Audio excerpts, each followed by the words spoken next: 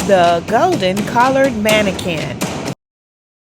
In this video, you'll learn about the habitat, appearance, diet, and nest qualities of the Golden-Collared Manakin.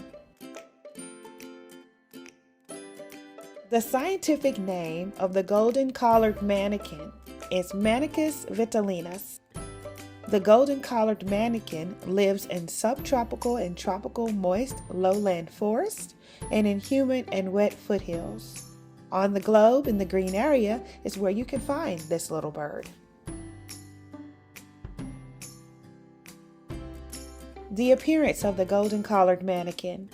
The Golden-Collared Manakin is a small Sebacean. It is stocky with a black beak with a gray base. It has a short tail. It has broad rounded wings, bright orange feet, and its body measures 11 centimeters. As you can see from the images, the male and the female do not look alike.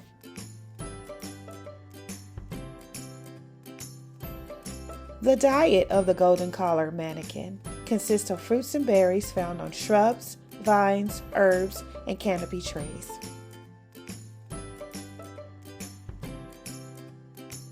The nest of the Golden-Collared Manakin is cup-shaped. The clutch is 1 to 2 eggs.